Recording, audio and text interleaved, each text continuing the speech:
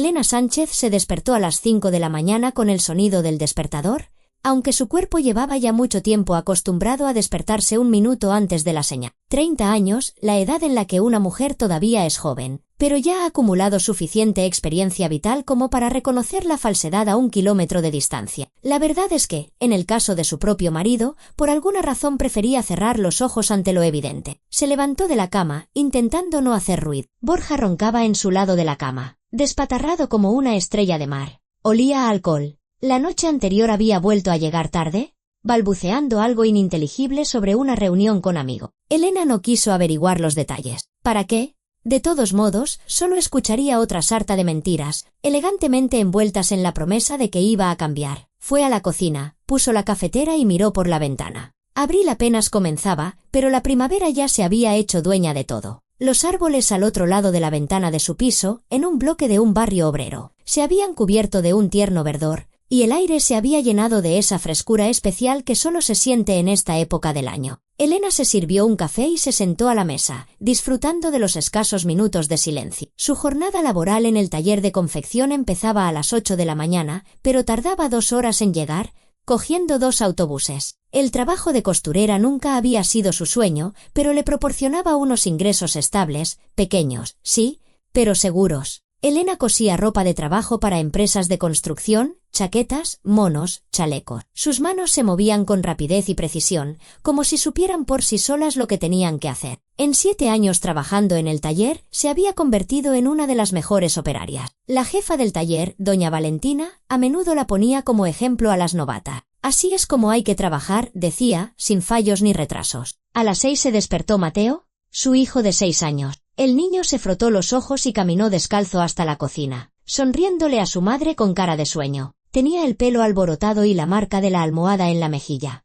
«Buenos días, mi conejito». Elena abrazó a su hijo y le dio un beso. «¿Quieres tortitas?» «Ajá», asintió Mateo y se sentó en una silla, balanceando las piernas. Era una copia de su padre. El mismo pelo rubio, los mismos ojos grises, la nariz respingona. Pero en el carácter había salido a su madre. Tranquilo, sensato para su edad, sabía entretenerse solo y no se quejaba por tontería. Elena preparó rápidamente unas tortitas, las untó con miel y puso el plato delante de su hijo. Ella apenas desayunaba. El apetito no le venía hasta la hora de comer. Mientras Mateo desayunaba, le preparó la mochila para el colegio, comprobando que todo estuviera en su sitio. La ropa de cambio, las toallitas húmedas, un pañuelo, el cuaderno de dibujo. La profesora le había pedido ayer que llevara uno nuevo. El viejo se había acabado. A las 6:30, Borja por fin se levantó. Salió del dormitorio sin afeitar, despeinado, con un pantalón de chándal raído y una camiseta descolorida. Tenía 35 años, pero aparentaba 45. El desempleo no solo había dejado su huella en la situación financiera de la familia, sino también en su aspecto. Tenía la cara hinchada, bolsas bajo los ojos, y sus movimientos se habían vuelto lánguidos, apáticos. «¿Hay algo para desayunar?», gruñó a modo de saludo. «Hay tortitas en la mesa», respondió Elena sin levantar la vista. Estaba vistiendo a Mateo, subiéndole la cremallera de la chaqueta. Borja se sirvió un café, cogió un cigarrillo y salió al balcón. Elena lo siguió con la mirada y suspiró profundamente. Hubo un tiempo en que había amado a ese hombre. Lo había amado de verdad, hasta que le temblaban las rodillas, hasta pasar noches en vela solo de pensar en él. 10 años atrás, Borja era diferente, un gerente ambicioso en una gran empresa comercial, ganaba buen dinero. Hacía planes. Se casaron rápido, medio año después de conocerse, y 2 años más tarde nació Mateo. Parecía que la vida no había hecho más que empezar, que tenían un mar de oportunidades por delante. Pero luego todo se fue al traste. Primero, Borja perdió el trabajo, la empresa quebró, incapaz de soportar la competencia. Prometió que encontraría otro empleo rápidamente,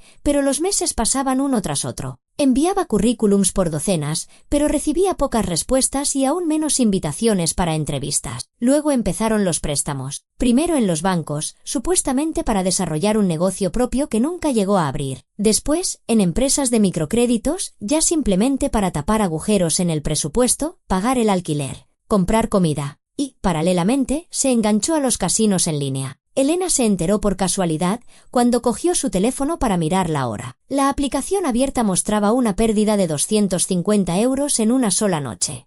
El escándalo fue terrible. Borja juró que era la última vez, que tenía la situación bajo control, que estaba a punto de recuperar todo con creces. Pero las ganancias nunca llegaban. Las deudas crecían, las llamadas de los cobradores se volvieron diarias, a veces incluso de madrugada. Elena dejó de coger el teléfono a números desconocidos. Empapelaron la puerta con panfletos amenazantes. Los vecinos empezaron a mirarla de reojo y a cuchichear a sus espaldas. Después de dejar a Mateo en el colegio, se fue a trabajar. El día prometía ser intenso. Tenía que entregar un gran lote de monos para el final de la semana. El cliente apremiaba, amenazando con rescindir el contrato si no se cumplían los plazos. Elena se sentó frente a su máquina de coser y se sumergió en el trabajo. Sus manos se movían automáticamente, la costura salía recta, sin un solo fallo, pero su cabeza estaba en otro sitio. La tarde anterior, su amiga Sofía la había llamado y le había insinuado con cautela que había visto a Borja en el centro comercial, con una mujer. Estaban tomando café en una cafetería de la tercera planta, riendo, cogidos de la mano, con un aire de gran intimidad.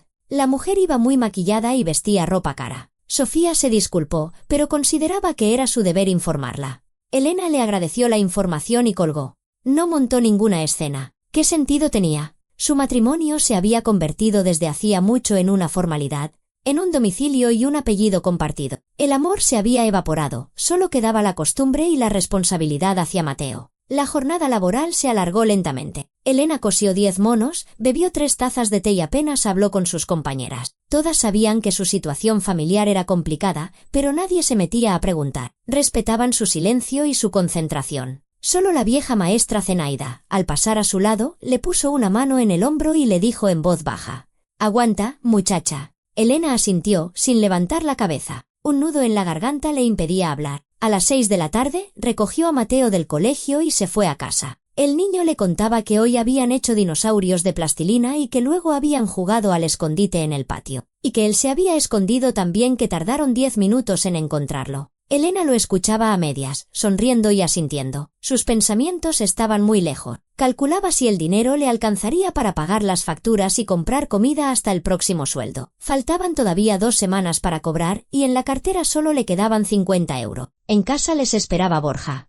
Estaba sentado frente al televisor, con la mirada fija en la pantalla, donde daban una película de acción con tiroteos y persecuciones. Sobre la mesa había una botella de cerveza a medio empezar, y a su lado, cáscaras de pipas y un paquete de tabaco vacío. «¿Dónde has estado?», preguntó Elena mientras se quitaba la chaqueta. «En casa todo el día», respondió él sin girar la cabeza. Por nada». Colgó la chaqueta en la percha y fue a la cocina. No continuó la conversación. Le dio de cenar a Mateo unas lentejas que había preparado la noche anterior. Mandó a su hijo a bañarse y después le puso el pijama y lo acostó. Le leyó el cuento de Garbancito, aunque el niño ya se lo sabía de memoria y le soplaba las palabras. Le dio un beso en la frente y salió de la habitación, cerrando la puerta con cuidado. Borja ya dormitaba en el sofá, con la mano tapándose la cara. Elena pasó a su lado hacia el dormitorio, se acostó y cerró los ojos. Mañana sería otro día, igual que hoy. Trabajo, cansancio, silencio, indiferencia. Pero sobre las 2:30 de la noche, la puerta de entrada se cerró de un portazo. La llave giró en la cerradura. Borja había salido de casa. Sin embargo, esto no causó ninguna impresión en Elena. Bueno, salió y ya está, no era la primera vez. Quizás a la tienda de 24 horas a por tabaco. Elena se dio la vuelta y siguió durmiendo,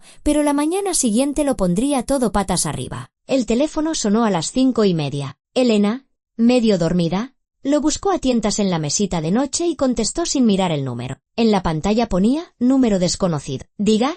Su voz sonó ronca, somnolienta. «Elena Sánchez García», dijo una voz masculina desconocida. «Oficial». Seca. «Sí, soy yo». Se incorporó sobre un codo, sacudiéndose los últimos restos de sueño. «La llamo del depósito de cadáveres municipal. Necesita venir para la identificación de un cuerpo. Su marido, Borja Ruiz Santos, ha sido encontrado esta mañana cerca de la ribera del río. Se presume que ha sido un accidente». Elena se quedó muda. Las palabras no formaban un pensamiento coherente. Depósito.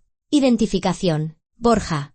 Accidente. Su cerebro se negaba a procesar la información. «¿Me oye?», insistió la voz con impaciencia. «Sí, la oigo». «¿Cuándo tengo que ir?». «Lo antes posible». «¿Apunta la dirección?». Anotó mecánicamente la dirección en un trozo de papel que había en la mesita, junto a la lista de la compra. Colgó y miró el sofá vacío del salón. La manta estaba tirada de cualquier manera. Borja había salido por la noche y no había vuelto. No había dormido en casa. Estaba tan cansada la noche anterior que ni siquiera se había dado cuenta de que su marido no había regresado. Se había quedado dormida en cuanto su cabeza tocó la almohada. Elena se levantó y se vistió con lo primero que encontró, unos vaqueros y un jersey. Se lavó la cara con agua fría, intentando despejar la niebla de su cabeza. Llamó a su vecina, doña Olga, y le pidió que vigilara a Mateo cuando se despertara. No le explicó nada, solo dijo que tenía un asunto urgente y que volvería lo antes posible. Doña Olga, una jubilada, a menudo la ayudaba con el niño, era una mujer de fiar. 20 minutos después, Elena ya estaba sentada en el autobús, de camino al centro de la ciudad. La cabeza le zumbaba de pensamiento. ¿Qué había pasado? ¿Cómo había ocurrido? ¿Un accidente? ¿Qué significaba eso? ¿Quizás lo había atropellado un coche? ¿O se había caído al río? Borja sabía nadar, pero si estaba borracho le temblaban las manos, así que las metió en los bolsillos de la chaqueta, intentando calmarse. El depósito estaba en un viejo edificio de ladrillo en las afueras del casco histórico, junto al antiguo hospital. Elena se bajó del autobús y se dirigió rápidamente a la entrada. Casi corría. La llamada había sido hacía más de una hora, pero había tardado mucho en llegar. Tuvo que hacer transbordo. Junto a la entrada del edificio había un niño de unos 10 años con una chaqueta sucia y vaqueros rotos. Tenía la cara manchada y el pelo revuelto. ¿Un niño de la calle?, pensó Elena. Al verla, él dio un paso hacia ella. Señora, la están esperando desde hace rato. Venga conmigo. Tiene que oír esto, dijo con seriedad, mirándola directamente a los ojos. Su voz sonaba extrañamente adulta para su edad. Elena se detuvo, frunciendo el ceño. Escucha. No tengo tiempo para juegos tontos. Tengo un asunto serio. ¿Entiendes? Pero el niño la agarró del brazo con dedos firmes y tiró de ella hacia un lado. ¿De verdad? Créame. Vamos por la entrada de servicio. Tiene que oír lo que están diciendo ahí. Es muy importante. Si no viene, se arrepentirá. Algo en su voz, en la insistencia de su mirada, hizo que Elena se detuviera y prestara atención. La intuición, en la que siempre había confiado, le decía que debía fiarse de aquel extraño niño. Asintió. Está bien, guíame. El niño tiró de la manga de Elena, rodeando la entrada principal del depósito. Giraron la esquina del edificio, donde crecían viejos chopos y había escombros de obra. La puerta de servicio estaba entreabierta. Al parecer, alguien había salido a fumar y no la había cerrado del todo. El niño empujó la puerta, que chirrió, y se encontraron en un largo pasillo con las paredes pintadas de un verde desvaído. Silencio, susurró. ¿Por ahí? ¿Oye? Elena aguzó el oído. De una habitación al final del pasillo llegaban voces, masculinas, altas, irritadas. Se acercó, tratando de no hacer ruido con los tacones en el suelo de hormigón. El niño desapareció tan repentinamente como había aparecido. Al volverse, Elena no lo vio a su lado. Era como si se hubiera desvanecido en el aire. «Idiota, quédate quieto y no te muevas», resonó una voz desde la habitación. «Tu estúpida mujer tiene que llegar de un momento a otro. Ya está todo preparado. ¿Los papeles listos? Solo falta la identificación. Túmbate como si estuvieras muerto. ¿Entendido?» «Sí, entendido». «Lo he entendido», se oyó otra voz. Y a Elena se le heló la sangre. Reconocería esa voz entre mil. Borja estaba vivo. Su marido estaba vivo. ¿Estás seguro de que se lo creerá?, continuó la primera voz. ¿Y si duda? No, no dudará, respondió Borja con una risita. La mía es más simple que el mecanismo de un chupete. Me verá en la mesa, se echará a llorar, firmará lo que haga falta y yo me largaré bien lejos. Que los cobradores la persigan a ella. El piso está a nombre de los dos, así que las deudas también son de los dos. Yo me hago el muerto y que ella se apañe. Bien pensado, carraspeó la primera voz. Pero no te olvides de mi parte. 80 euros por la organización, como acordamos. ¿Te los daré? ¿Te los daré?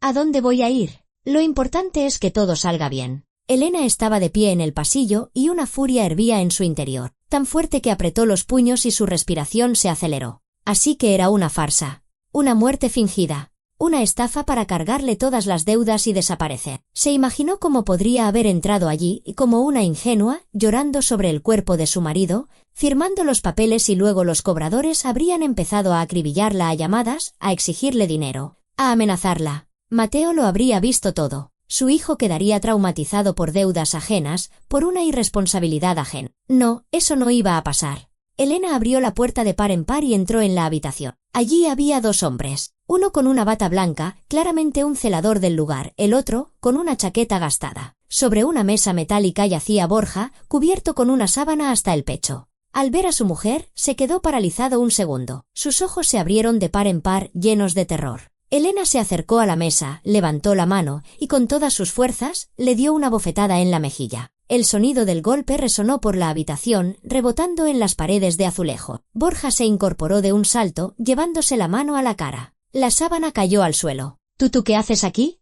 balbuceó, retrocediendo. Estoy aquí para lo que se suponía que debía estar, dijo Elena con frialdad, solo que no para participar en tu patético teatro. El celador y el otro hombre se miraron. Era evidente que el plan había fracasado. Oiga, empezó el celador, intentando adoptar un tono profesional. Esto es un malentendido. Nosotros solo. Cállate, lo interrumpió Elena. Lo he oído todo, cada palabra. Y esto es lo que os digo, o paráis este circo ahora mismo, o llamo a la policía. Elegid rápido. Borja se dejó caer en una silla. Su rostro se había quedado blanco. Comprendió que lo habían pillado. El otro hombre soltó una maldición entre dientes y se dirigió a la salida. Yo no tengo nada que ver. No conozco a esta gente de nada, espetó antes de desaparecer por la puerta. El celador se movía nerviosamente de un pie a otro. Mire, solo me pagaron 50 euros por esto. No quería hacer nada malo. Es que necesitaba el dinero. Lárgate, dijo Elena en voz baja, pero con tal firmeza que el celador se apresuró a marcharse. Se quedaron solos. Borja estaba sentado,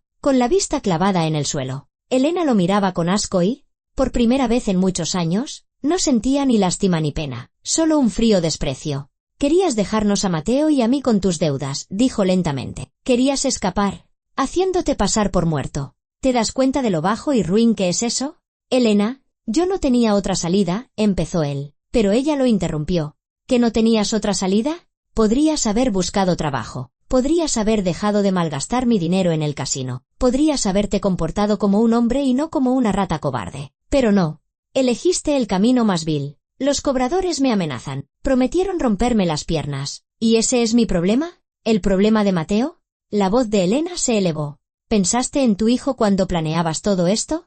¿Te habría creído muerto? Habría vivido con ese trauma toda su vida. Borja guardó silencio. No tenía argumento. Elena se dio la vuelta y se dirigió a la salida. Elena, espera, la llamó él. ¿Qué vas a hacer? Ella se giró en el umbral. Divorciarme. Hoy mismo presento los papeles. Si intentas impedirlo o extorsionarme, le contaré a todo el mundo la estafa que has montado aquí. Creo que a los cobradores les interesará mucho saber dónde te escondes. Salió del depósito y solo en la calle se permitió respirar hondo. Las manos aún le temblaban, pero no de miedo, sino de liberación. Como si se hubiera quitado un peso enorme que llevaba años arrastrando. Sacó el teléfono y marcó el número de una abogada que una amiga le había recomendado hacía mucho tiempo. Era hora de empezar una nueva vida. Por la tarde, Elena ya estaba sentada en el despacho de un bufete de abogados en la tercera planta de un edificio antiguo del centro. La abogada, Mariana Gutiérrez, resultó ser una mujer de unos 50 años, con gafas, el pelo corto y una mirada perspicaz. Escuchó la historia de Elena, asintiendo de vez en cuando, a veces anotando algo en una hoja de papel. La situación es desagradable, pero tiene solución, concluyó, dejando el bolígrafo a un lado. Solicitaremos el divorcio por la vía rápida. Tienen un hijo menor, así que el juez se pondrá de su parte. En cuanto a los bienes, el piso es de propiedad conjunta. Sí, asintió Elena, comprado durante el matrimonio, a nombre de los dos, por lo que tiene derecho a la mitad de su valor. Las deudas de su marido son obligaciones personales suyas. Si demostramos que usted no dio su consentimiento para los préstamos y no sabía de su existencia, ¿tiene pruebas? Nunca firmé ningún documento, respondió Elena. Todos los préstamos los pidió él solo. Me enteré cuando empezaron las llamadas. Excelente. Entonces hay muchas posibilidades de que el tribunal declare las deudas como exclusivamente suyas. Prepare los documentos, el certificado de matrimonio, el de nacimiento de su hijo, las escrituras del piso. Yo prepararé la demanda. En una semana la presentamos. Al salir del despacho, Elena sintió un extraño alivio. Daba miedo empezar de cero, pero era aún más aterrador seguir en aquel matrimonio tóxico. Recogió a Mateo de casa de su vecina, le dio las gracias a doña Olga y subió a su piso. Borja todavía no estaba en casa. Y gracias a Dios. Por la noche, cuando Mateo se durmió, Elena se sentó en la cocina con una taza de té y se puso a pensar en el futuro. El divorcio tardaría un mes, quizás un poco más. Tendrían que vender el piso. Vivir con su exmarido era imposible. La mitad del dinero le alcanzaría para empezar. ¿Y después? Después ya se le ocurriría algo. De repente, se acordó de la casa de sus padres en el pueblo de Valleclaro, a 150 kilómetros de la ciudad. Una pequeña casa de piedra con un terreno donde había pasado toda su infancia antes de mudarse a la ciudad. Sus padres habían fallecido hacía 3 años, con una diferencia de 6 meses. Primero su padre, de un infarto, luego su madre, de pena. La casa pasó a ser de Elena, pero no había vuelto allí desde el funeral. Le dolía regresar a lugares ligados a tantos recuerdos, pero ahora esa casa se le presentaba como una salvación. Un pueblo tranquilo, aire puro, sin cobradores ni escándalos. Mateo iría a la escuela rural, ella encontraría trabajo o quizás montaría algo por su cuenta. Al fin y al cabo, era costurera y una buena costurera. Podría coser por encargo o encontrar mercados a través de Internet. Ahora eso estaba de moda. La gente buscaba artesanos, dispuesta a pagar por un trabajo de calidad. La idea empezó a tomar forma con más detalle. Elena abrió el portátil y se puso a estudiar el mercado. Resultó que la demanda de productos textiles era enorme. Cortinas, colchas, ropa de cama. Todo tenía salida. Había tiendas en línea que trabajaban con artesanos particulares. El artesano cosía en su casa, un mensajero recogía el producto terminado y lo llevaba al almacén. Cómodo y rentable. Pasó toda la tarde frente al ordenador, investigando, haciendo cálculos. A medianoche ya tenía un plan aproximado en la cabeza: vender el piso, coger su mitad del dinero, unos 15.000 euros. Con ese dinero compraría una máquina de coser profesional, una remalladora, materiales. Llegaría a un acuerdo de colaboración con una tienda en línea, trabajaría desde casa, criaría a su hijo, construiría su pequeño negocio. A la mañana siguiente, Borja apareció en casa. Tenía un aspecto deplorable y asustado. Elena lo recibió en la puerta. «Recoge tus cosas», le dijo secamente. «Vive donde quieras, pero no aquí». «Elena, vamos a hablar», empezó él. «No hay nada que hablar. Los papeles del divorcio ya están listos. Vendemos el piso. Repartimos el dinero a media. Y ya está. Pero no tengo a dónde ir.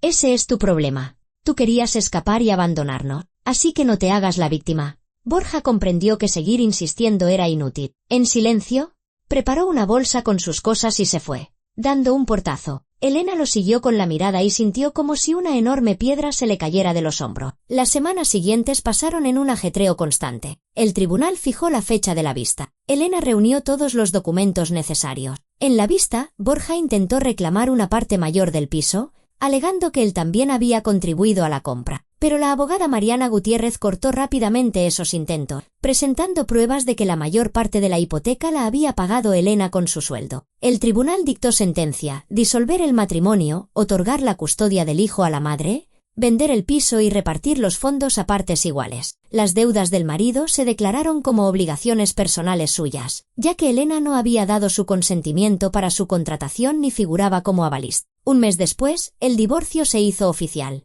Elena recibió el certificado de disolución del matrimonio y se sintió libre por primera vez en muchos años. Pusieron el piso en venta. Encontraron un comprador con bastante rapidez, un piso de 2 habitaciones, aunque con una reforma antigua. En un barrio residencial de su pequeña ciudad, tenía demanda. Cuando se cerró la venta, Elena tenía en sus manos 15.000 euros. Recogió a Mateo, metió sus cosas en varias maletas grandes y se fue a Valleclaro. Empezaba una nueva vida. Aterradora, desconocida, pero suya. El pueblo los recibió con silencio y el aroma de las hierbas silvestres. Era finales de mayo. Todo a su alrededor florecía y verdeaba. La casa de sus padres estaba en las afueras. Detrás de ella, los campos se extendían hasta el horizonte. Elena abrió la portezuela. Caminó por el sendero cubierto de hierba y sacó la llave que había guardado todos esos años. Dentro olía a humedad y polvo. Los muebles estaban en su sitio, cubiertos con sábanas viejas. Elena abrió las ventanas, dejando entrar el aire fresco, y se puso a limpiar. Mateo corría por el patio, gritando de alegría y explorando cada rincón. «Mamá, ¿podemos vivir aquí?», preguntó, entrando corriendo en la casa. «Podemos. Hijo, aquí es donde vamos a vivir». «¿Y papá vendrá?». «No. Papá vivirá en otro sitio». Mateo asintió y volvió corriendo al patio. Era demasiado pequeño para entender todas las complejidades de las relaciones de los adultos, pero sentía que la vida había cambiado. Y había cambiado a mejor. Su madre estaba más tranquila, sonreía más a menudo. En los días siguientes, Elena adecentó la casa. Hizo una pequeña reforma en su antigua habitación de la infancia, empapeló las paredes con papel nuevo, Compró en la ciudad una máquina de coser profesional, una remalladora y un lote de materiales. Montó un taller en la habitación más luminosa, donde antes estaba el dormitorio de sus padres. Se registró en varias plataformas para artesanos y respondió a ofertas de trabajo. Una semana después, recibió su primer encargo, coser un juego de cortinas para una tienda en línea. Elena completó el primer pedido en 3 días. Las cortinas quedaron perfectas. Costuras rectas, bordes rematados con esmero, medidas exactas. Fotografió el trabajo terminado, se lo envió al cliente y este quedó encantado. 2 días después, un mensajero vino directamente a su casa. Recogió las cortinas empaquetadas y le trajo un nuevo encargo, coser 10 juegos de visillos con bandó. Así, entre trabajo y preocupaciones, pasaron la primavera y el verano y llegó el otoño. El trabajo absorbió a Elena por completo. Se levantaba temprano, acompañaba a Mateo a la escuela del pueblo. El niño empezó primero en septiembre. Hizo amigos rápidamente y contaba con entusiasmo sus nuevas experiencias. Después de la escuela, volvía a casa y hacía los deberes en la cocina mientras su madre trabajaba en el taller. Por las tardes, paseaban por el pueblo. Daban de comer a las gallinas que Elena había comprado para tener huevos frescos y cenaban juntos, hablando del día. El dinero de la venta del piso, Elena lo administró con inteligencia. Una parte la guardó para imprevistos y otra la invirtió en equipamiento y materiales. Los pedidos eran cada vez más numerosos. La tienda en línea valoró la calidad de su trabajo y empezó a enviarle encargos con regularidad. Cortinas, colchas, ropa de cama, fundas de cojín decorativas. Elena se encargaba de todo. 6 meses después, el volumen de trabajo había aumentado tanto que físicamente no le daba tiempo a hacerlo todo sola. Entonces, Elena puso un anuncio en la tienda del pueblo. Se necesita ayudante de costura. Experiencia imprescindible. Buena remuneración. Al día siguiente, su vecina Tatiana Cabañas llamó a su puerta. Una mujer agradable y sociable, de mediana edad, con una cara redonda y amable y unas manos hábiles. Había trabajado muchos años en una fábrica textil en la cabecera de la comarca, pero la empresa cerró y Tatiana se quedó sin trabajo. Sabía coser a la perfección, trabajaba rápido y con pulcritud. Elena, he oído que buscas una ayudante, dijo, entrando tímidamente. ¿Puedo probar? Si me aceptas. Elena le hizo una prueba de un día. Tatiana cosió una muestra de cortinas y el resultado fue excelente. Acordaron el pago. Un sistema a destajo, una cantidad fija por cada prenda. Tatiana aceptó encantada. Con una ayudante, el trabajo fue más rápido. Elena se ocupaba de los pedidos complicados que requerían una destreza especial, mientras que Tatiana se encargaba de las piezas estándar. Trabajaban en sintonía, casi sin palabras, entendiéndose a la perfección. Por las tardes, tomaban el té en la cocina, hablando de los pedidos y de la vida. Tatiana le contaba cosas del pueblo, de la gente que vivía allí. Resultó que en Valleclaro vivían unas 200 personas, en su mayoría jubilados y familias con niños que trabajaban en la cabecera de la comarca o por temporadas. Había una pequeña tienda, un consultorio médico, una escuela con 30 alumnos y un centro social donde los fines de semana ponían películas, actuaban grupos locales y celebraban las fiestas. Tenemos un médico joven que llegó el año pasado, contaba Tatiana mientras servía el té. Se llama Alejandro Grijalva. Un buen hombre, muy competente. Se mudó desde la ciudad, dice que estaba harto del ajetreo. Alquila una casita de doña Marta y trabaja en el consultorio. La gente lo respeta mucho, siempre ayuda. Lo llamas de día o de noche y viene. Elena asentía, escuchando a medias. Su vida personal no le interesaba en ese momento.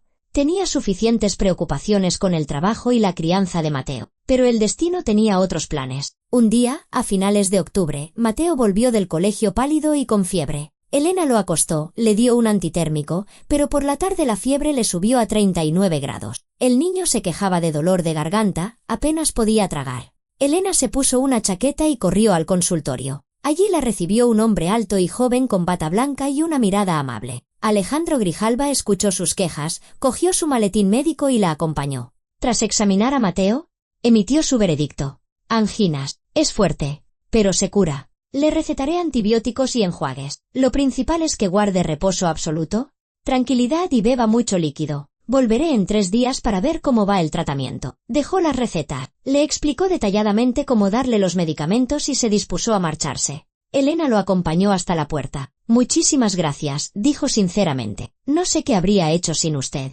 Es mi trabajo, sonrió Alejandro. Si hay algún cambio, llámeme enseguida. Le he dejado mi número en el papel. Se fue.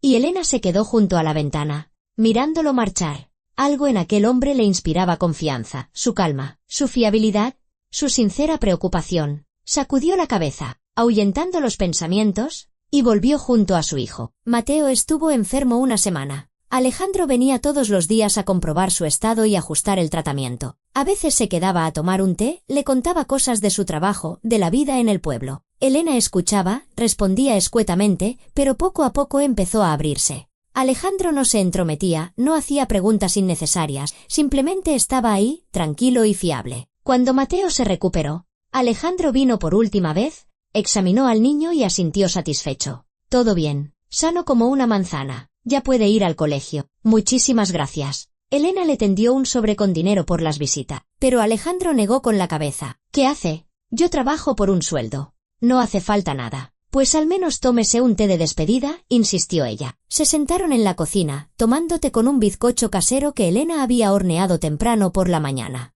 Alejandro le contó que había trabajado como médico en un hospital de la ciudad, pero que se había quemado emocionalmente. Demasiada burocracia, turnos interminables, pacientes maleducados. Decidió cambiar de aires, encontró la vacante en Valleclaro y se mudó. Aquí la vida es completamente diferente, decía pensativo. La gente es sencilla, agradecida. Hay menos trabajo, pero tiene más sentido. No me arrepiento. ¿Y su familia? Preguntó Elena, y al instante se arrepintió de la pregunta. Estuve casado, respondió Alejandro con calma. Nos divorciamos hace 2 años. Incompatibilidad de caracteres. Ella quería una carrera, dinero, estatus, y yo solo quería ayudar a la gente. Así que nos separamos amistosamente. Se quedaron en silencio. Elena sentía que entre ellos estaba surgiendo una conexión, sutil, casi imperceptible. Pero tenía miedo de dejar entrar a un nuevo hombre en su vida. Borja le había dejado una herida profunda, y le aterrorizaba volver a confiar en los hombres. Alejandro, como si sintiera su tensión, se levantó. Gracias por el té. Si necesita algo, llámeme. No se corte. Se fue. Y Elena se quedó sentada en la cocina, pensativa. Mateo jugaba en su habitación. Fuera, el viento de otoño soplaba, arrancando las últimas hojas de los árboles. Noviembre trajo las primeras heladas. Elena trabajaba sin descanso. Tenía tantos pedidos que contrató a una segunda ayudante, Nadia Corredera, una joven de un pueblo vecino. Nadia acababa de tener a su segundo hijo y buscaba un trabajo extra que pudiera compaginar con el cuidado de los niños. Trabajar desde casa era ideal. Ahora Elena tenía una pequeña empresa de confección. 3 máquinas de coser funcionaban de la mañana a la noche, produciendo cortinas, colchas y ropa de cama. El mensajero venía 2 veces por semana, recogía la mercancía terminada y traía nuevos materiales. El dinero fluía de forma constante. Elena guardaba una parte en una cuenta de ahorros y otra la invertía en el crecimiento del negocio. Compró otra máquina profesional, hizo acopio de telas al por mayor y acordó con la tienda en línea ampliar su catálogo. Ahora no solo cosían cortinas, sino también edredones, cojines decorativos y manteles. Cada producto pasaba un estricto control de calidad. Elena revisaba cada costura, cada puntada. Mateo se acostumbró a su nueva vida. Iba a la escuela, se hizo amigo de los niños del pueblo, ayudaba a su madre en casa y se volvió más independiente y responsable. Por las noches leían libros, veían dibujos animados, jugaban a juegos de mesa. La vida se había asentado, volviéndose tranquila y predecible. En diciembre llegaron de repente unas heladas, y la calefacción de la casa no daba abasto. Elena intentó arreglar la caldera por su cuenta, pero no lo consiguió. Tuvo que llamar a Alejandro. Era la única persona en el pueblo a la que podía pedir ayuda. Alejandro vino por la tarde, examinó la caldera y negó con la cabeza. Aquí hace falta un especialista.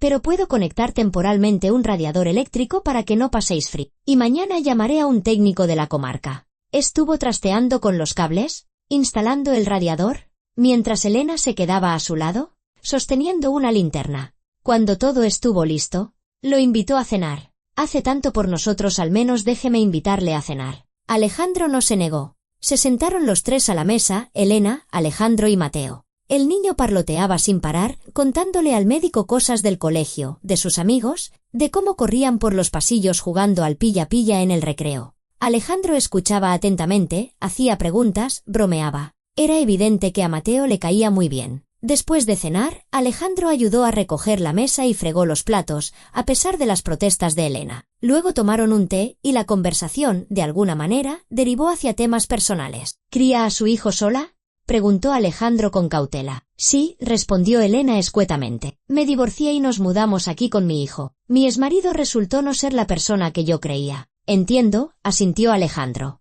Pasa. Lo importante es que sale adelante. Y por lo que veo, lo hace muy bien. Lo intento. Elena sonrió. El trabajo ayuda. Cuando estás ocupada, no tienes tiempo para pensar en lo malo. Hablaron hasta medianoche. Alejandro le contó cosas de su trabajo, de sus pacientes, anécdotas divertidas de su práctica. Elena compartió sus planes para hacer crecer el negocio, le mostró muestras de sus trabajos. El tiempo voló. Cuando Alejandro se dispuso a irse, Elena lo acompañó hasta la portezuela. Gracias por todo, le dijo en voz baja. Nos ha ayudado mucho. Llámeme si necesita algo, respondió él, mirándola a los ojos. Me alegra poder ayudar. Se fue.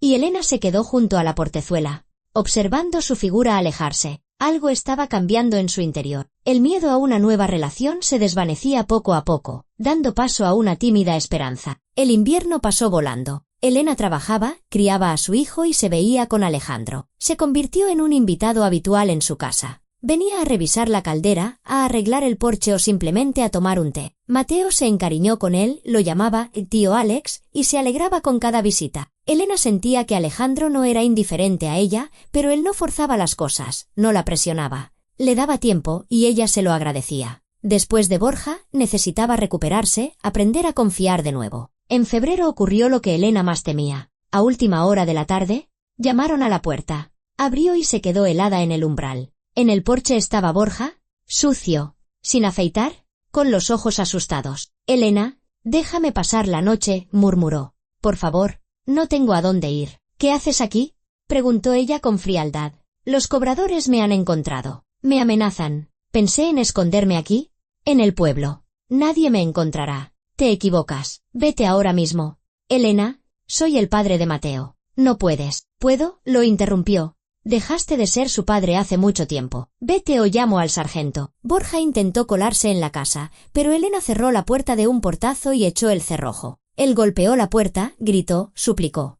Ella sacó el teléfono y marcó el número del sargento de la Guardia Civil, Gerardo Morales, a quien todo el pueblo conocía. El sargento llegó en 20 minutos. Escuchó la situación, habló seriamente con Borja y se lo llevó a la cabecera de la comarca. Si vuelve a aparecer, llámeme de inmediato, le dijo a Elena al despedirse. La próxima vez lo meto 5 días en el calabozo por alteración del orden público. Borja no volvió a aparecer. La primavera llegó de repente, como suele ocurrir. Ayer todavía hacía frío, y hoy el sol calentaba tanto que los arroyos corrían por los caminos y el aire se llenaba del olor a tierra descongelada. Elena abrió las ventanas de la casa, dejando entrar el viento fresco, y sintió como algo florecía en su interior junto con la naturaleza. Habían pasado 2 meses desde el incidente con Borja. Elena ya no temía que volviera. El sargento Morales le prometió mantener la situación bajo control y advirtió a su exmarido que la próxima vez no se libraría con una simple advertencia. Borja desapareció tan repentinamente como había aparecido y Elena sintió un alivio inmenso.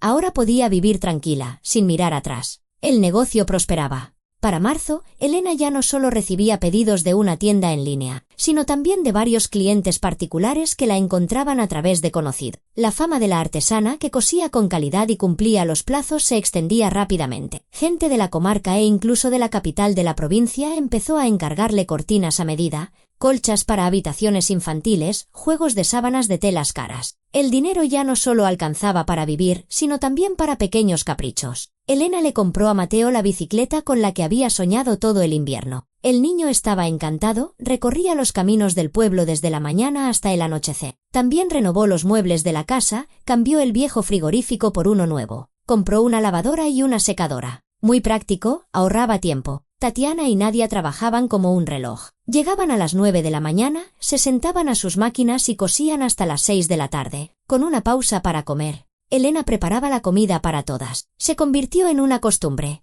Comían juntas en la cocina, hablaban de los pedidos, compartían noticia. Poco a poco, se formó un verdadero equipo de mujeres, unido y eficiente. Elena, ¿no has pensado en expandirte?, preguntó un día Tatiana, dando un mordisco a su bocadillo. Cada vez tienes más pedidos. Las 3 apenas damos abasto. Lo he pensado, admitió Elena, pero necesitaríamos un local aparte. Aquí ya se nos ha quedado pequeño. ¿Sabes?, intervino Nadia. La casa del difunto Esteban está vacía. Murió el año pasado. No tiene herederos. ¿La casa es grande? Sólida. Quizás podrías preguntar en el ayuntamiento si se puede arreglar de alguna manera. Alquilarla para el taller. Elena se quedó pensando. La idea no era mala. Al día siguiente fue a la cabecera de la comarca, al ayuntamiento.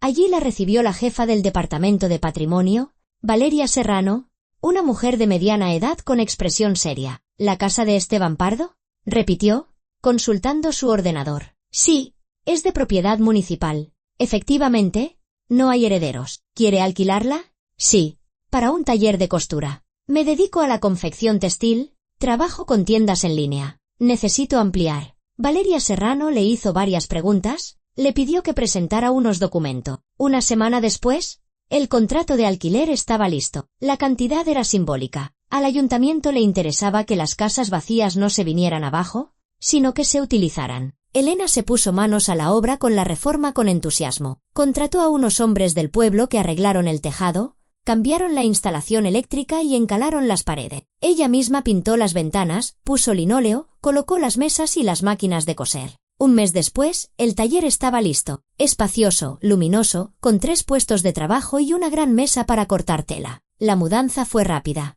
Ahora trabajar era más cómodo. La casa quedó libre. Elena podía vivir y descansar tranquilamente, sin oír el traqueteo de las máquinas. Y en el taller, las chicas trabajaban en condiciones cómodas, sin estorbarse. El negocio crecía. Elena se dio de alta como autónoma y empezó a pagar impuestos oficialmente. Esto le abrió nuevas posibilidades. Ahora podía firmar contratos con grandes empresas, participar en licitaciones. Una de las tiendas de la comarca le encargó un lote de cortinas para una nueva sala de venta. Luego llegó un pedido de un hotel. Necesitaban coser juegos de sábanas para 20 habitaciones. Los volúmenes crecían y Elena se planteó contratar a otra costurera. Puso un anuncio y respondió Elena Toledo, una mujer de unos 30 años que se había mudado hacía poco al pueblo desde la ciudad. Había trabajado en una fábrica textil durante 10 años, tenía categoría profesional y cosía rápido y bien. Elena la contrató sin dudarlo. Ahora en el taller trabajaban 4 costureras, incluida la propia Elena. Aunque ella se dedicaba cada vez más a la gestión, hablaba con los clientes, compraba materiales, controlaba la calidad, llevaba la contabilidad.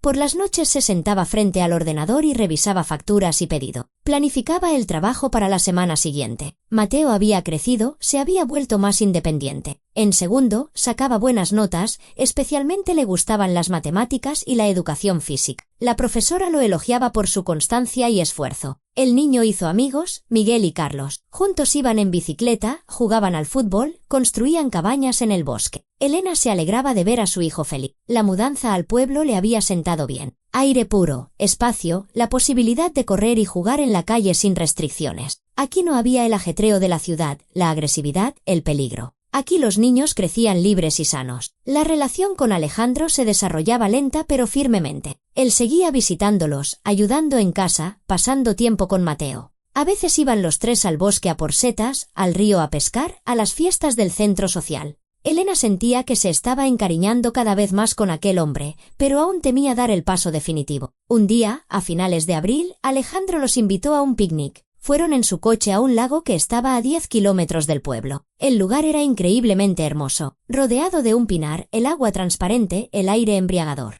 Alejandro encendió una hoguera y preparó unas brochetas. Mateo corría por la orilla, lanzando piedras al agua, buscando ramas interesantes. Elena estaba sentada sobre una manta, mirando el lago y sintiendo una paz inmensa. Hacía mucho tiempo que no experimentaba una sensación de felicidad tan plena. ¿Te gusta este sitio?, preguntó Alejandro, sentándose a su lado. Muchísimo, respondió ella en voz baja. Es precioso. Tranquilo. Se quedaron en silencio. Mateo se había alejado por la orilla, entretenido con algún hallazgo. Elena, empezó Alejandro. Con cautela, quiero decirte una cosa. Llevo mucho tiempo queriendo, pero no sabía cómo abordarlo. Ella se volvió hacia él, y el corazón se le aceleró. Entiendo que has tenido una experiencia difícil. Entiendo que necesitas tiempo. Pero no puedo seguir callado. Me gustas mucho. Me gustas como mujer, como persona, como madre. Veo lo fuerte que eres, cómo sales adelante con todo. Y quiero estar a tu lado, no solo como un amigo, sino como algo más. Elena escuchaba, y en su interior luchaban 2 sentimientos, el miedo y la esperanza. El miedo a volver a equivocarse, a confiar de nuevo y recibir otra traición. Y la esperanza de que existieran hombres buenos, que no abandonan, no engañan, no te dejan en la estacada. Alejandro, yo titubeó, buscando las palabras. También estoy muy a gusto contigo, pero tengo miedo. Miedo de repetir el error. Lo entiendo, asintió él. No te presiono. Solo quiero que sepas que esperaré. El tiempo que haga falta. Le tomó la mano y se la besó. Elena no la apartó. Se quedaron así, mirando el lago. Y las palabras sobraban. En mayo ocurrió algo que convenció definitivamente a Elena de que Alejandro era el hombre adecuado. Mateo se cayó de la bicicleta, aterrizó mal y se rompió un brazo. Elena estaba en el taller cuando la llamó su vecina, doña Olga, para darle la noticia. Lo dejó todo y corrió a casa. Allí ya estaba Alejandro. Le había puesto una férula provisional. Le había dado un analgésico y se disponía a llevar al niño al centro de salud de la comarca. Vamos juntos, dijo con calma. Todo saldrá bien. No te preocupes. Fueron en su coche. Mateo estaba pálido, pero se portaba como un campeón, sin llorar. Alejandro habló con él todo el camino, distrayéndolo del dolor, contándole historias divertidas sobre sus pacientes. En urgencias le hicieron una radiografía y le pusieron una escayola. La fractura no es complicada, sin desplazamiento. 1 mes con la escayola y luego se la quitamos, explicó el médico. ¿Se curará rápido? Es un niño. De vuelta a casa, Mateo se durmió en el asiento trasero. Elena iba sentada al lado de Alejandro, mirándolo, su rostro tranquilo, sus manos seguras en el volante, la mirada protectora que de vez en cuando lanzaba al niño dormido. Gracias, dijo en voz baja, por todo. De nada, sonrió él. Me alegra ayudar. No me sois indiferente, ¿sabes? Lo sé, asintió ella. Y tú a mí tampoco. Por la noche, después de acostar a Mateo, se sentaron en la cocina a tomar un té. Alejandro iba a marcharse, pero Elena lo detuvo. Quédate, le pidió. No quiero estar sola hoy. Se quedó. Hablaron hasta altas horas de la madrugada, y por primera vez en mucho tiempo, Elena se abrió por completo, le contó sobre su matrimonio, sobre la traición de Borja, sobre sus miedos y dudas. Alejandro escuchaba atentamente, sin interrumpir, asintiendo de vez en cuando. Eres una campeona, dijo cuando ella terminó. Muchas se habrían derrumbado en tu lugar, pero tú te levantaste y construiste una nueva vida desde cero. Eso es digno de admiración. Simplemente no tenía otra opción, se encogió de hombros Elena. Tenía que sobrevivir, criar a mi hijo. No, replicó él. Siempre hay una elección. Podrías haberte quedado en el papel de víctima, quejándote del destino, pero asumiste la responsabilidad. Ahí radica tu fuerza. Sus palabras la reconfortaron por dentro. Por primera vez, alguien valoraba sus esfuerzos, veía en ella no a una pobre divorciada, sino a una persona. A principios de junio, Alejandro le hizo una proposición, no una pedida oficial con anillo y rodilla en tierra, sino algo sencillo, humano. Paseaban una tarde por el pueblo, y él le dijo, Elena, ¿y si probamos a vivir juntos? Sin prisas, sin papeles en el registro civil si eso te da miedo. Simplemente seremos una familia, yo, tú y Mateo. Ella se detuvo y lo miró. En sus ojos se leía sinceridad, confianza, amor, ese amor verdadero que una vez había buscado y no había encontrado en Borja. Vamos a probar, respondió. Y por primera vez en muchos meses sonrió, feliz de verdad.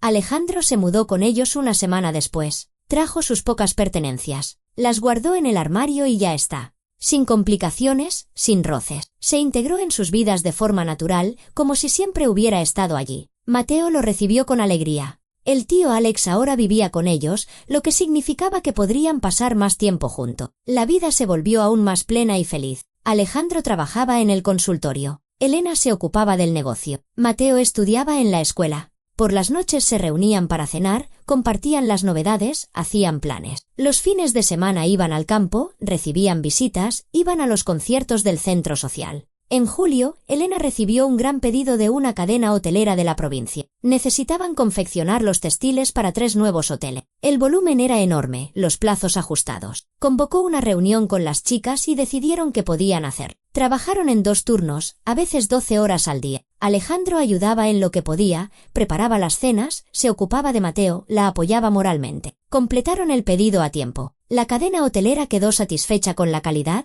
pagó la totalidad y les propuso una colaboración a largo plazo. Fue un gran salto. Ahora el taller tenía un cliente importante y constante, lo que significaba estabilidad y seguridad para el futuro. Elena abrió una cuenta bancaria para el negocio, empezó a llevar una contabilidad en toda regla. Contrató a un contable externo. Todo se estaba volviendo más serio, más sólido. Ya no era solo una costurera que trabajaba en casa, sino la dueña de una pequeña pero exitosa empresa. En agosto, Alejandro le propuso casarse oficialmente. Estaban sentados en el porche de casa, viendo el atardecer. Y él le dijo: «Quiero que seas mi mujer. Oficialmente, para que Mateo sepa que tiene una familia. Una de verdad, fuerte». Elena no lo pensó mucho. De acuerdo, aceptó. Pero sin una boda por todo lo alto, sin restaurante, solo firmamos en el juzgado y ya está. Se casaron a finales de agosto en la cabecera de la comarca. Los testigos fueron Tatiana y el sargento Gerardo Morales. Después de la ceremonia, organizaron una pequeña fiesta en casa, invitaron a vecinos y amigos. La mesa estaba repleta de comida, sonaba la música, la gente bailaba y se divertía. Mateo corría entre los invitados, feliz y contento. Elena lo observaba todo y no podía creer que esa fuera su vida. Hacía solo un año estaba al borde de la desesperación y ahora tenía un marido que la quería, un hijo sano, un negocio próspero y un hogar lleno de alegría. El otoño trajo consigo nuevos cambios. Elena y Alejandro vivían como una verdadera familia, tranquila, pausada, con comprensión y respeto mutuo. Mateo llamaba papá a Alejandro, aunque nadie lo había forzado. Simplemente surgió de forma natural. El niño floreció bajo el cuidado de su padrastro, ganó confianza en sí mismo, mejoró en los estudios y se apuntó al equipo de fútbol de la escuela. El negocio seguía creciendo. Para septiembre, ya había 6 costureras trabajando en el taller, y Elena se planteó seriamente alquilar otro local. Los pedidos llegaban constantemente. Tenían la agenda completa para los 2 meses siguientes. La cadena hotelera encargaba textiles con regularidad y además surgieron nuevos clientes, restaurantes, salones de belleza, oficinas. Todos querían cortinas, manteles y fundas para muebles de calidad.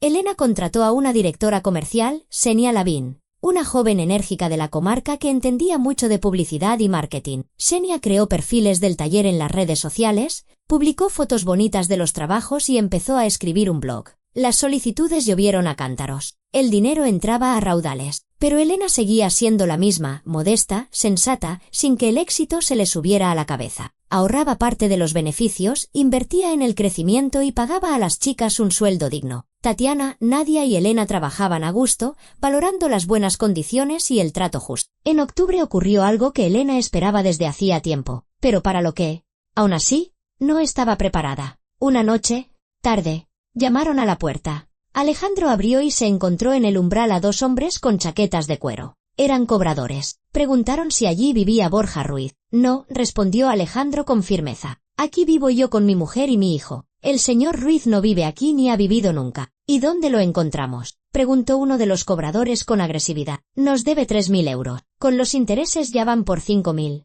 No tengo ni idea. Alejandro se encogió de hombro. Su exmujer se divorció de él hace más de un año. Las deudas no tienen nada que ver con ella. Si siguen molestando, llamaré a la Guardia Civil. Los cobradores se miraron, comprendieron que allí no tenían nada que hacer, se dieron la vuelta y se marcharon. Alejandro cerró la puerta y volvió a la cocina, donde Elena estaba sentada, pálida. ¿Ya está?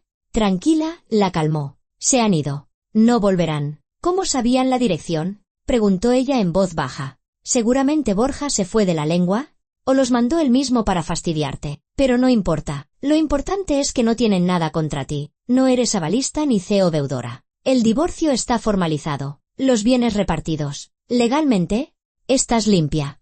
Elena asintió, pero la inquietud no la abandonaba. Sabía que Borja era capaz de cualquier bajeza, y no se equivocaba. Una semana después, un sábado por la mañana, cuando toda la familia se preparaba para ir a la comarca de compras, Borja apareció en la portezuela. Tenía un aspecto horrible, más delgado, sucio, con marcas de golpes en la cara. La ropa le quedaba grande y olía a alcohol y a suciedad. Elena salió al patio y se detuvo a unos metros de su exmarido. Alejandro se puso a su lado, posando una mano en su hombro. Mateo se asomó por la ventana, pero Elena le hizo un gesto para que se quedara en casa. ¿Qué quieres?, preguntó ella con frialdad. Elena, ayúdame, murmuró Borja lastimosamente. Me van a matar. Le debo un dineral a los cobradores. Me encontraron y me dieron una paliza. Dijeron que si no pago para fin de mes, me matan. ¿Y qué quieres que haga yo? Dame dinero. Sé que te va bien. Me han dicho que has montado un negocio aquí. Dame aunque sea 1.500 euros. Les daré una parte de la deuda. Me dejarán en paz. Elena lo miró con desprecio. ¿Aquel hombre había sido su marido? ¿El padre de su hijo? Y ahora estaba frente a ella. Patético. Degradado. Un mendigo. No, dijo con firmeza. Ni un céntimo. Tú te metiste en deudas. ¿Tú sales de ellas? No te debo nada. Pero soy el padre de Mateo, gritó Borja. No puedes abandonar al padre de tu hijo a su suerte. ¿Puedo?, respondió Elena con calma. Dejaste de ser su padre hace mucho. ¿Un padre no pone en peligro a su familia? No miente. No huye de sus responsabilidades. Para Mateo, no eres nadie. ¡Maldita zorra!, rugió Borja, perdiendo los estribos. ¿Crees que te va a ir todo bien? Conseguiré lo que quiero. ¿Me llevaré a mi hijo? ¿Te demandaré?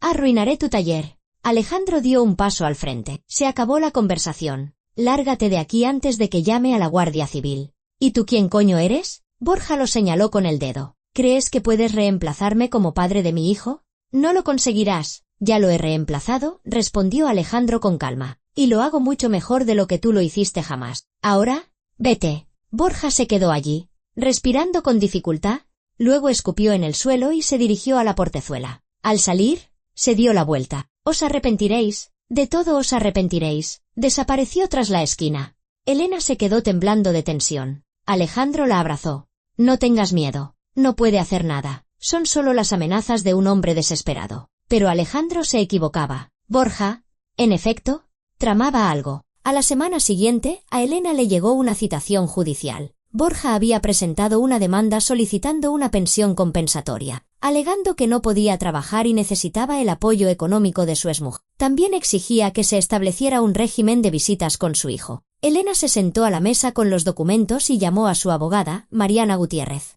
Esta la escuchó atentamente y soltó una risita. Eso es un disparate, por supuesto. La pensión para un excónyuge solo se concede en casos excepcionales: invalidez, edad avanzada, falta de medios de subsistencia por una imposibilidad objetiva de trabajar. Su exmarido es joven, está sano, es simplemente un vago. El juez se lo denegará sin duda. En cuanto a las visitas al niño, eso es más complicado. Formalmente, es el padre, tiene derecho a ver a su hijo. Pero podemos demostrar que esas visitas perjudican el estado psicológico del niño. ¿Qué se necesita para eso? Un informe de un psicólogo. ¿Un informe del colegio? Testimonios de testigos. ¿Puede reunirlos? Los reuniré, respondió Elena con firmeza. Se puso manos a la obra concienzudamente. Fue al colegio y le pidió a la tutora que escribiera un informe sobre Mateo, indicando que el niño crecía en una familia estable, estudiaba bien y era psicológicamente equilibrado. La profesora, comprensiva, redactó un informe detallado. Luego, Elena llevó a Mateo a un psicólogo infantil en la comarca. El especialista habló con el niño, le hizo preguntas sobre su familia, sobre su relación con sus padres. Mateo contó con sinceridad que apenas recordaba a su padre biológico. En cambio, quería mucho a su papá Alex, que jugaba con él, le ayudaba con los deberes y lo llevaba de pesca. El psicólogo emitió un informe. ¿El niño está psicológicamente apegado a su padrastro?, a quien percibe como su figura paterna. El contacto con el padre biológico, que lleva un estilo de vida antisocial y representa un ejemplo negativo, podría traumatizar la psique del niño. El juicio se celebró a principios de noviembre. Borja acudió con un abogado de oficio. Elena fue con Mariana Gutiérrez y una carpeta de documento. La vista duró 2 horas. Borja intentó dar pena, contando lo mal que lo pasaba, lo mucho que sufría sin su hijo. Mariana Gutiérrez desmontó metódicamente todos sus argumentos. Presentó informes que demostraban que Borja estaba sano y capacitado para trabajar, pero que no lo hacía por voluntad propia. Mostró un extracto de la policía sobre sus reiteradas alteraciones del orden público. Y presentó el informe del psicólogo y el del colegio. La jueza estudió detenidamente los documentos y dictó sentencia. Desestimar íntegramente la demanda del señor Ruiz. No al lugar a la pensión compensatoria por falta de fundamento. Limitar las visitas al menor en vista de su potencial perjuicio para el estado psicológico del mismo. La posibilidad de visitas se podrá reconsiderar en un año, siempre que el demandado demuestre un cambio en su estilo de vida. Borja estaba sentado, pálido, con la mandíbula apretada. Cuando la jueza terminó de leer la sentencia, se levantó de un salto y salió corriendo de la sala. Elena suspiró aliviada. Se acabó. Ahora sí que la dejaría en paz. Pero ese tampoco fue el final. 2 semanas después, una noche, cuando toda la familia dormía, a Elena la despertó una llamada. Era el sargento Gerardo Morales. Señora Sánchez, disculpe la llamada a estas horas. Quería avisarla. A su exmarido lo han detenido hoy en la comarca. Intentó atracar una tienda y lo pillaron. Ahora está en el cuartel, le van a abrir diligencia. Lo más probable es que le caiga una pena de prisión. Ya tenía una condena en suspenso por estafa menor. Así que puede dormir tranquila, ya no la molestará más. Elena le dio las gracias al sargento y colgó. Se sentó en la cama, respirando agitadamente por la emoción. Alejandro se despertó. ¿Qué pasa?, preguntó adormilado. Han detenido a Borja. Por un robo. Seguramente lo encarcelen. Alejandro la abrazó. Pues ha recibido su merecido. Tarde o temprano, cada uno responde por sus actos. Elena asintió y volvió a acostarse. No sentía ni alegría ni regocijo, solo cansancio y alivio.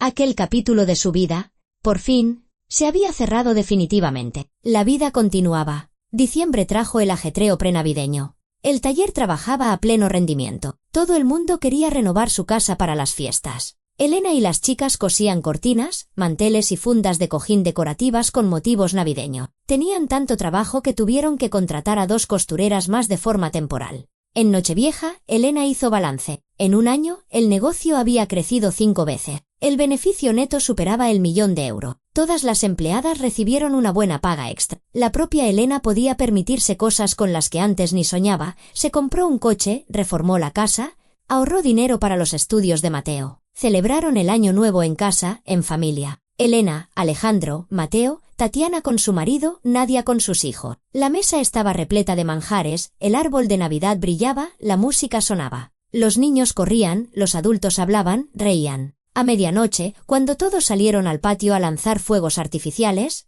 Alejandro abrazó a Elena y le susurró al oído. «Gracias por este año. Me has hecho feliz». «Tú me has hecho feliz a mí», respondió ella, besándolo. «Tú me demostraste que existen los hombres de verdad».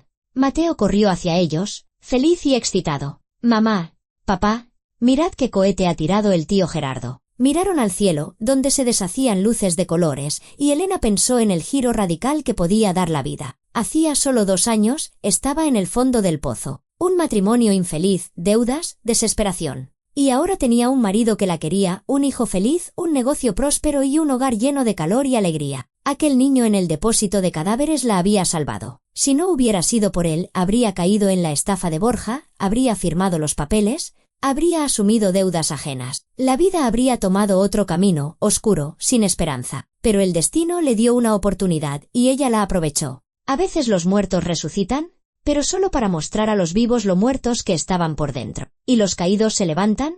Si encuentran en sí mismos la fuerza para no rendirse, para seguir adelante, para construir una nueva vida sobre los escombros de la antigua.